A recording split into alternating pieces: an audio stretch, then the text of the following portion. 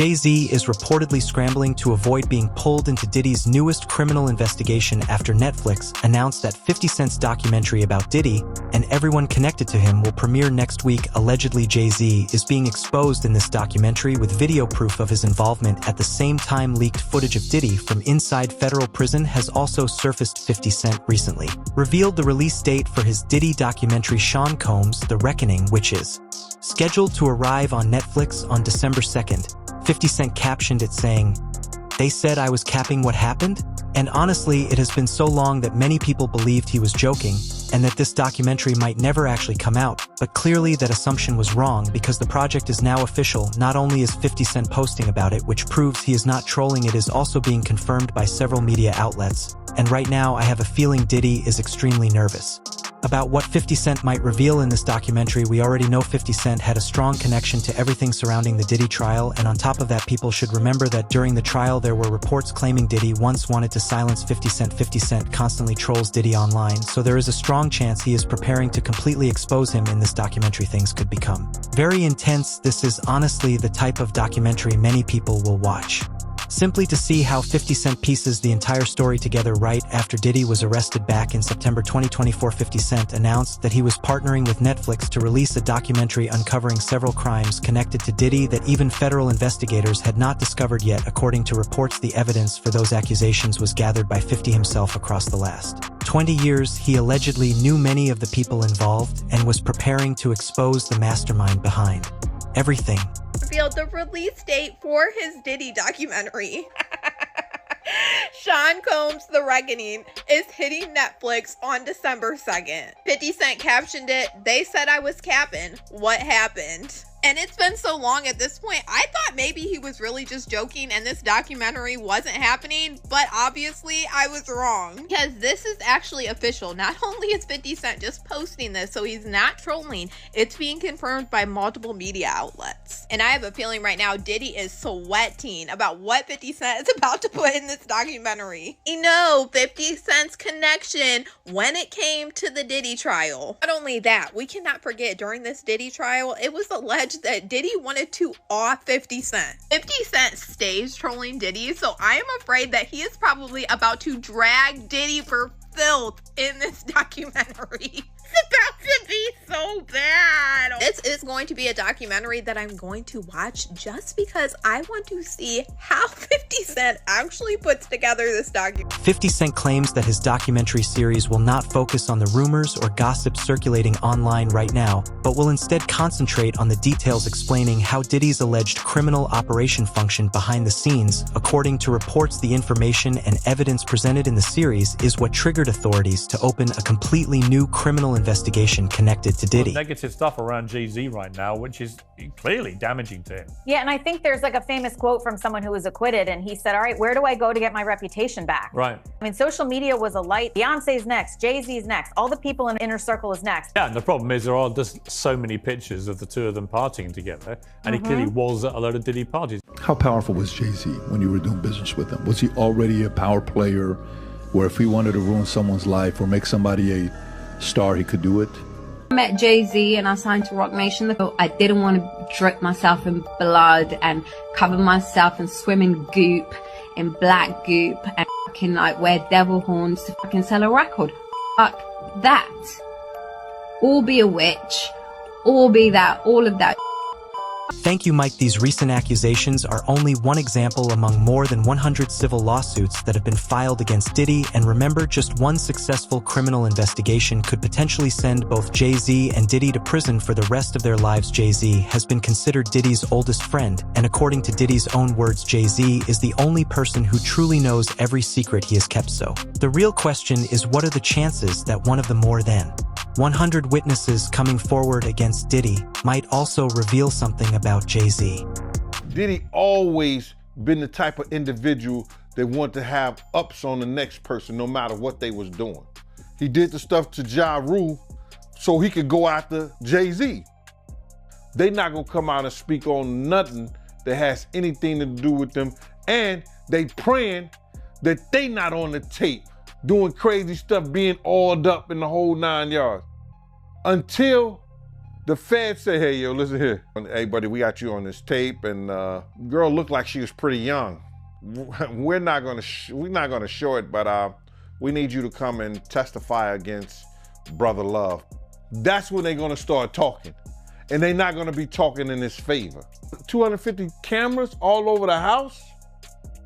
Somebody got caught stealing a cookie out the cookie jar. When you that powerful, you didn't get that powerful without having one or two. King Academics recently reacted to Netflix's announcement and explained that 50 Cent allegedly possesses a large amount of evidence connected to Diddy and several of his associates. However, what many people seem to forget right now is that Diddy was originally arrested under RICO-related charges, and despite that he was only found guilty of transporting adult workers while no other individuals were convicted, which raises the question of how something like that could even happen. The biggest troll in the rap game, man. It's yes. Diddy's birthday, November 4th. Oh, yeah, man. Today. Yeah. It's his birthday. Yes. And he happens to put up a post of him, and, you know, there were some pictures released of Diddy on the yard with a couple other prisoners. Crazy to say prisoners, right? Yeah. You know, he had Bad Boy East, Bad Boy West, that's Bad Boy Prison stuff. But he put up a picture of those pictures, and he said, he looked too happy to me with all them handsome men around. Good morning, New York City. Wow. Oh my God. Dude, how does 50 get away with this? I don't know. Because we were talking about, man, 50 don't lose any brand deals. He don't lose any endorsements. He can walk in and sell TV shows. Oh, yes. You know, he can be in the boardroom and also be petty as hell, too. Yeah. Yeah, man. Even when he sat down with us, he kind of explained a little bit about him and Diddy and the beef. I haven't had issues with Puffy. I don't like him like that. Like, I don't like things that he would do. Right. And make me So uncomfortable. we're speaking on Diddy. We're speaking on Puff. Yeah. Okay. But I don't have that thing where, we ain't had no thing. I wasn't sending nothing at him, big. If it was on the street side like that, we would be actively doing things to each other. I still don't understand. And we wasn't doing that. I was still trying to figure out, you do a lot. Yeah, he does a lot. You do a lot. And the uncomfortable part was when he was talking to the Breakfast Club.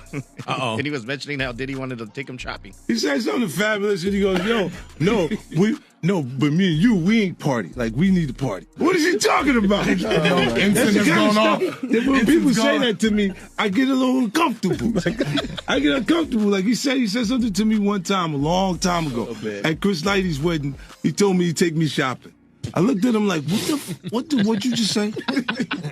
Let me move, man, before I do something. You're gonna make me mess up the wedding. Oh, that's a nice gesture. Let me get out. No, dude, you take me. That's what a guy says to a girl. Hey, dude, that sounds like something Mariana would say. Yeah, That's a nice gesture. Like, nah, you don't. Crazy. You don't say I'm going to take you shopping. What's crazy, it's not the first time like any artist has said that about taking him shopping. Really though? Yeah, I've heard it from other artists. It is already known that a powerful figure from the entertainment industry reportedly appeared in recordings connected to Diddy's infamous freak-off tapes, yet that individual was never charged or convicted, and as additional evidence continues to emerge against Diddy, many people online are beginning to suspect that the person appearing alongside him might actually be Jay-Z. There are also reports claiming that Diddy is now fully cooperating with federal investigators and is willing to provide information about anyone they ask about. Done hearing about Diddy, the Los Angeles Sheriff's Department confirmed that they are investigating Diddy. And they confirmed that they are investigating a claim against Diddy of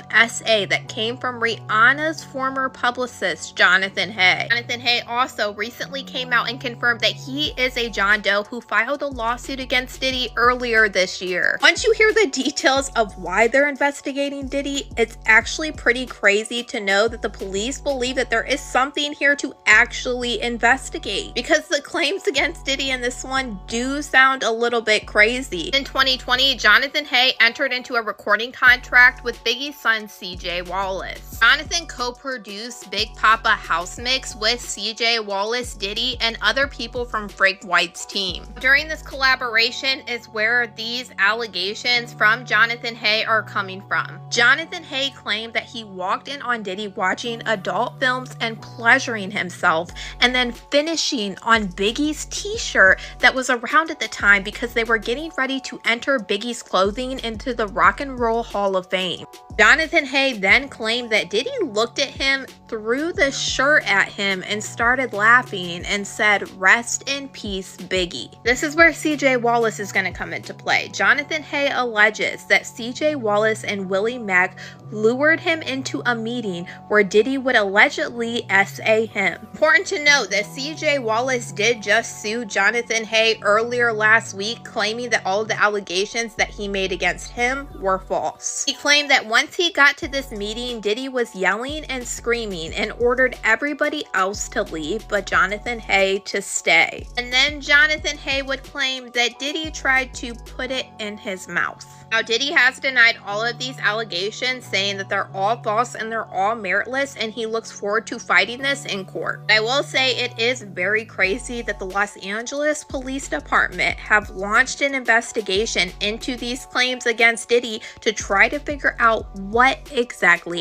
Gene Deal has also spoken about the situation, claiming he personally witnessed certain events, and according to him, Diddy had been working as a confidential informant for the federal government. Diddy's confidence reportedly came from the belief that he was protected as an informant. He was not considered untouchable simply because of fame or power, but because he was providing information as long as Diddy kept supplying intelligence. The authorities had little reason to pursue him directly, and now, according to speculation, that same strategy might be used to build a case against Jay-Z.